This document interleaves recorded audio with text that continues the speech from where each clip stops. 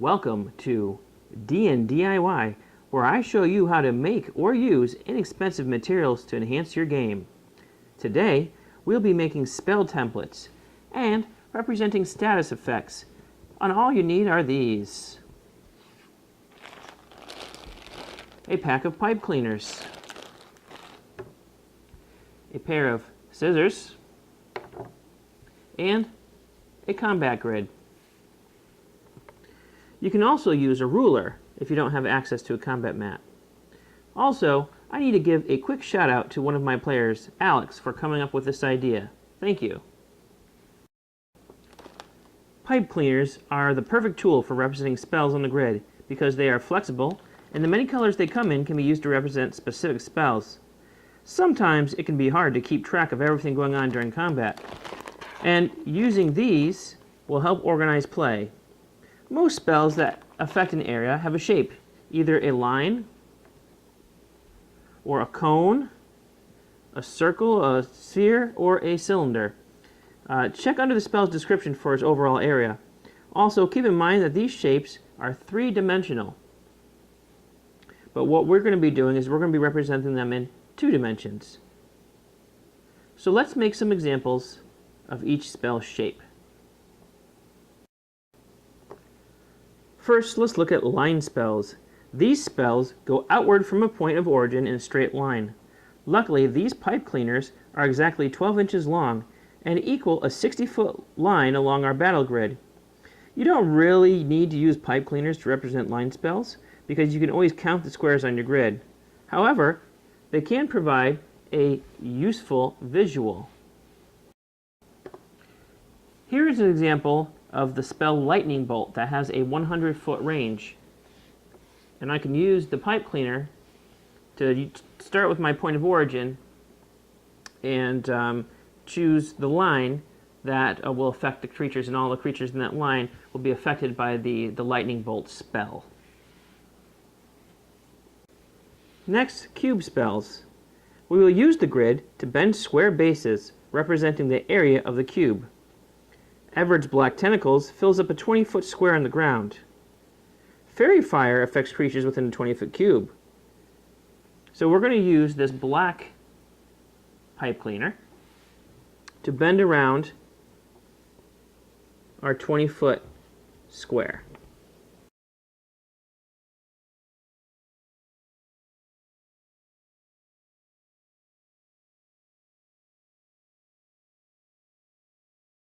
Now you can either fold down the excess, or you can just simply trim it off.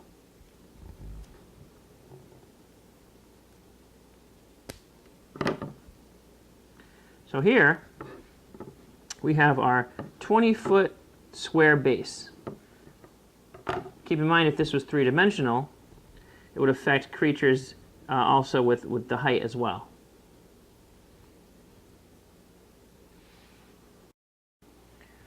Representing circular spells on a square grid gets a little trickier.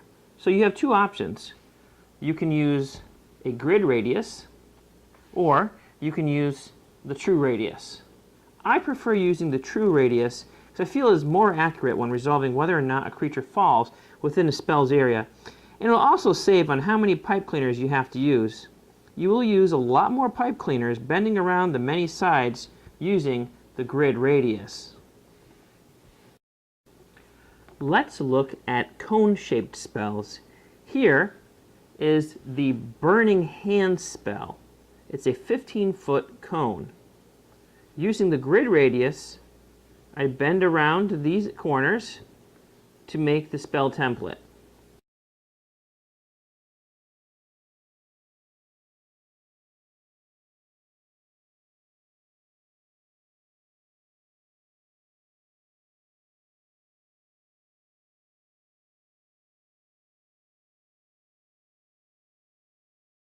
And there we have 2 Burning Hands templates to use.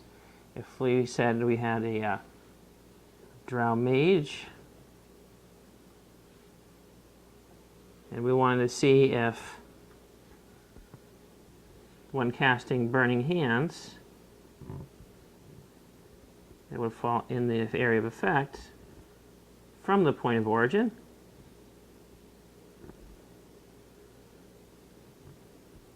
We could use the spell templates.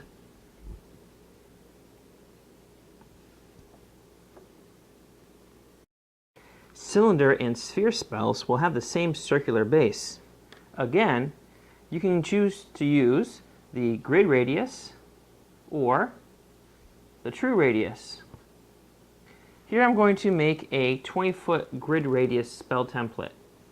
And I've elected to use a marker just to mark where I want to bend.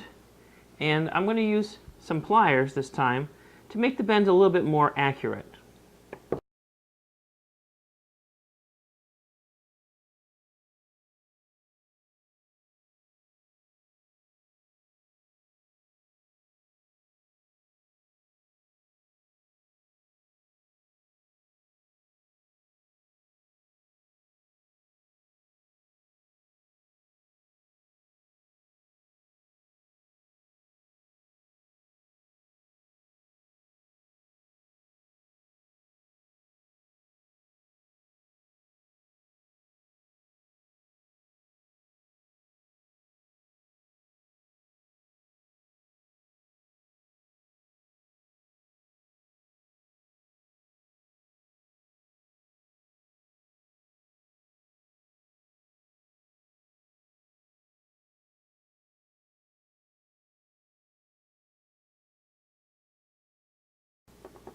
I also ended up overwrapping these connections with clear plastic tape just because they could come loose a little bit, and just to make this template a little bit sturdier, you can reinforce them with your tape.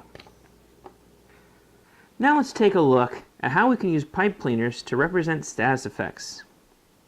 We use a cylindrical base and wrap pipe cleaners around it.